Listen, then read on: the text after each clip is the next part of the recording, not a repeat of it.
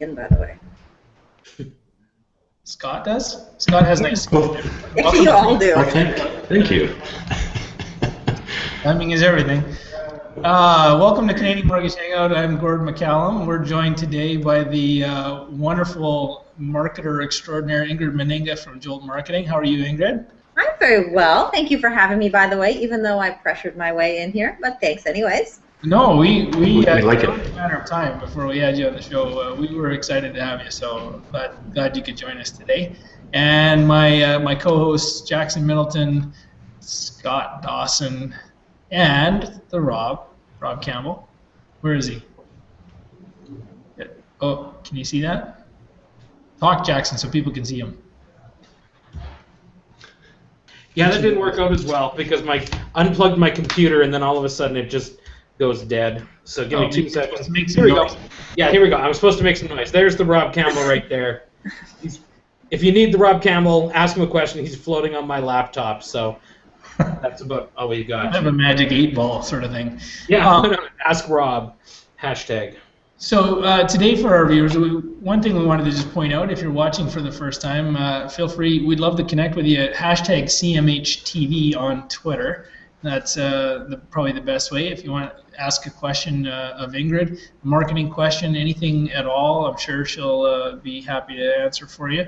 Jackson will be monitoring that, so at Kilted Broker if you want to send something directly to Jackson. So today we just thought we'd chat with Ingrid. Ingrid, tell the folks a little bit about you and your company and maybe your background in working with mortgage brokers. Sure. So my background, I come from the big ad agency world. So my first job ever was at Carlson Marketing Group after university, and I worked on the accounts for like TD and Scotiabank, Motorola, Kia, big blue chip, huge mega $1 million campaigns. And then after that, I worked at Invis Mortgages, and I got to see a different side of marketing where people have shoestring budgets, right? And they have to be a lot more creative, and they don't have huge budgets to spend, so whatever you do spend really needs to return for you. So when I was at Invis, I was in charge of the CRM, the prospecting campaigns, and the national advertising. And then I went over to Royal LePage Canada in 2008, and I started their first ever national social media campaign, which was a contest. And they've run it, I think, 3 or 4 times since then, which I'd recommend anyone do in terms of marketing. Once you have an idea that sticks, you don't have to recreate the wheel. Just use the same thing over and over again. Make it like an annual. Make it your roll up the rim to win, if you will. And it was like a big, scary thing. In 2008, people weren't necessarily social media savvy and how it could work for your business. And a lot of people were still hiding behind, like, what if somebody finds me, or what if they say something bad about me? What do I do? But we did it, and very successfully. We had a 400% increase over campaigns that we had done that were not social in the past. And after that, I started Jolt Marketing. So what we do is we do real estate and mortgage marketing. We focus for broker stuff. What we're focusing on right now is a social media program that we have. It's a done-for-you social media. But we still do some consulting for brokerages or teams or people that really want to up-level what they're doing in a big way. Now, this is going to be, there might be some contentious parts of this, but I think it's important that the done for you part, Jackson, I want you to weigh in here and maybe get out of Ingrid what the done for you part is all about, because to me, I know that there's some pros and cons to that, right, Ingrid? And not everybody can be as involved in it on a day-to-day basis as say Jackson might. Or Scott, how does your service? What sort of gap in the marketplace are you filling? With that service and who's sort of the ideal broker for you? Well, the thing that's really interesting is I used to a few years ago really not be a fan of this idea. And then what I saw was happening is I saw a few things, and even like lately, I mean, if you think about the July 1st deadline that you can't, email your database if you didn't get express consent before. By the way, for any brokers, like, get express consent, have an opt-in form that actually has a catchy, benefit-driven poll, like, what are you giving people? Why would they add themselves to your email list? And I said add themselves, not you meet someone at a party and you add them all to your list. But, you know, you can give away like financial freedom tips and tricks or stuff like that, something catchy, benefit driven that people would actually want to sign up for and receive. But what we're seeing is that social media, especially as a result of that, you can, you know, put 3 posts a week on social media and you could never email people that often. In terms of the eye space that you're getting on social media, it ends up being more effective than your email where it's just a subject line and your name if somebody doesn't open it. Now, I wasn't necessarily a fan of the concept of done-for-you social media in the past, but I really had to change my thinking around that. And the reason I say that is I saw so many people that were actually missing the boat, missing opportunities, and really missing lead generation opportunities and like falling behind. And I said there has to be a way. I mean, if there's a way to do many different ways of business, there's got to be a way that we can do this for people. And our main goal is, we have 3 things. We want to educate people. So we provide a ton of content on financial fitness, get out of debt, how to become a real estate investor, how to make smart investment choices, how to use your mortgage as a tool to build wealth and things like that. And then entertain and engage and make something sticky so that people add comments and they interact with you and engage. And we do the posts and the brokers get to reply to it all. Okay, so basically what you're doing is you help the brokers figure out ways to communicate effectively with their clients, but you're not actually engaging for them on the responses. So you would come up with some material, help them post it onto their timeline, and then if somebody's got a question about it, it's actually the broker that's responding and not you. Exactly. And it's Okay. all positive stuff. It's not like the sky is falling, the real estate market's going to crash, watch out. It's all broker positive stuff. So we don't share things that is like, here's a new CIBC product that you could use. It's got to be broker focused, and it's got to be positive, and got to teach people, educate people on being financially savvy, getting out of debt, and making smart choices and using their mortgage as a tool. And I could see that as something that would be useful to brokers. My biggest pet peeve, and I still, although I think I'm probably coming around more than I'd like to admit, I still think people just don't get social media. And I think that, honestly, if I'm being 100% honest, I know Scott and I've talked about this, but Twitter's not what it was. When I set up a Twitter account, you know, it was, you could go out, you could engage with someone, you talk to them, there was almost an expectation to follow back, and then you just have a good dialogue. Now it's like you jump into conversations like, who are you? You know, if I were to start a Twitter account right now, today, I would not be nearly as effective as I once was. And I say that Twitter is becoming less and less effective because there's just more and more noise. There's more people that don't get it. They're just spamming crap out there, and they don't understand that the actual purpose of social media is to engage. And I guess part of my problem with it is I just don't believe you can automate authenticity. But it doesn't sound like that's what you're trying to do. You're trying to put pieces out there that people can relate to, that provide value, educate. I mean, I've heard it said that there's only 2 things people go online for, is to learn something or to laugh. That's it. And, you know, if you're educating them or you're entertaining them and you're opening that space for dialogue, it works. How have you been finding it with brokers? Like, is it something, and also I guess what you're doing is, rather than having them source all the content and post it on places that they're unfamiliar, all they really have to learn is one thing, is how to engage and communicate on that platform. And my guess is you use Facebook. Well, we actually post to Facebook, Twitter, and LinkedIn, and we respect the rules of each of those sites. So we're not going to post entertaining things on LinkedIn. It's just not appropriate. We only post educational content on LinkedIn. You got to play by the rules of the site if you want to win the game, is basically the way that it goes. And so for Facebook and Twitter, we have more educational and engaging and entertaining content. So those are the 3 sites that we publish to. And I think that there's a few different things. I mean, is social media changing? Yes, absolutely. I mean, it's now becoming one of those things that you have to be on it. You're going to see big changes in Facebook. You probably already have this year. I mean, they're on a big push to monetize.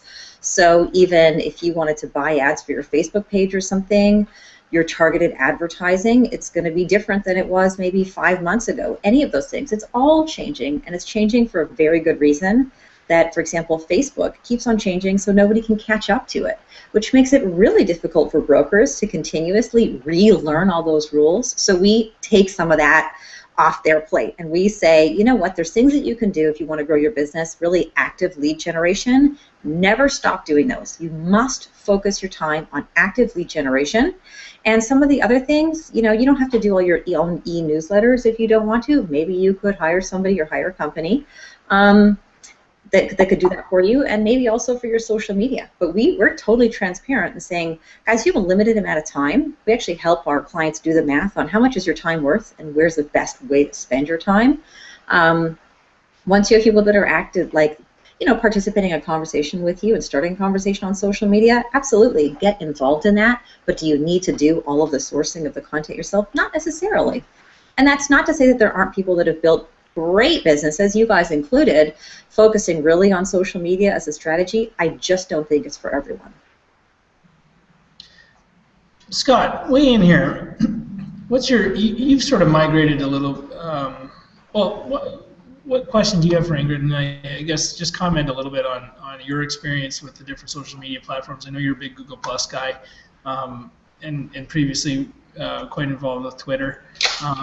Have you migrated away? Have you changed strategies? Are you finding any particular platform or approach more effective for you?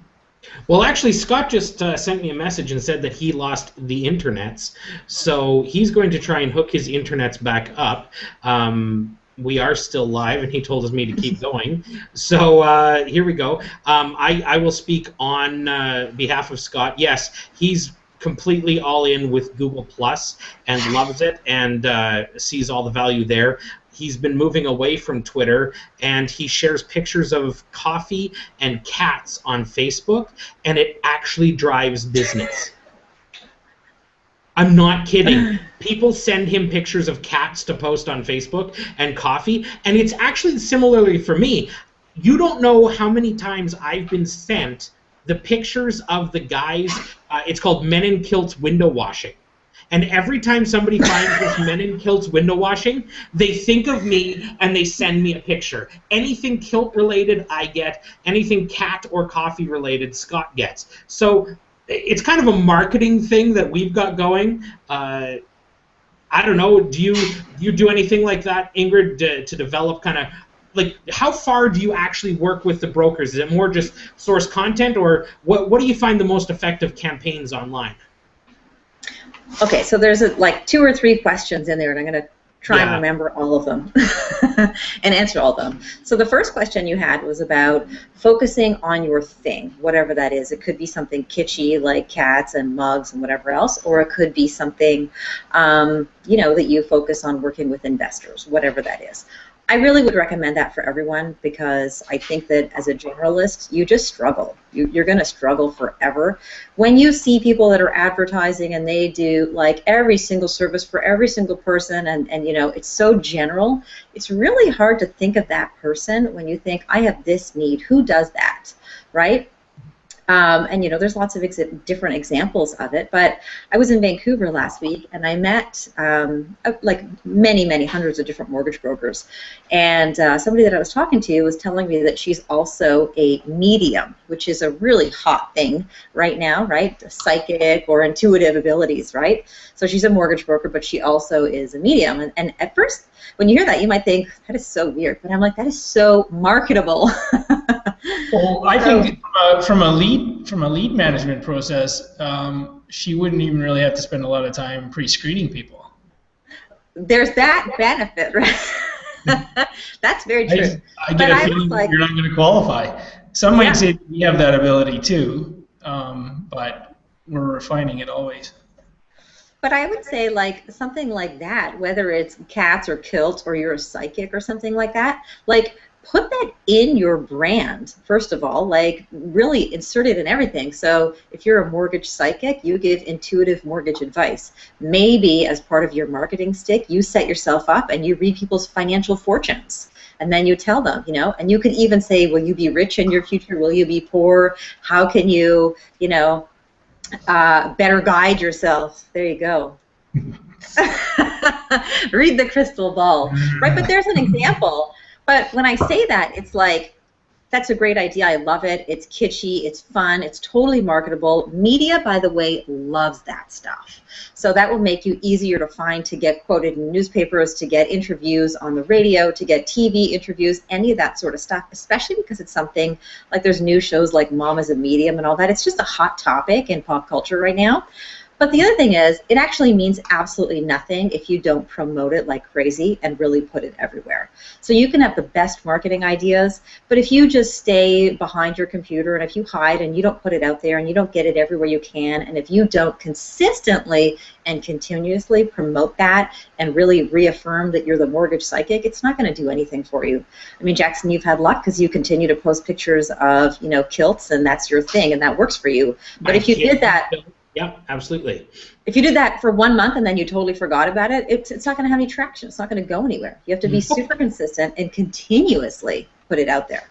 Well, let me ask you then questions from your professional point of view.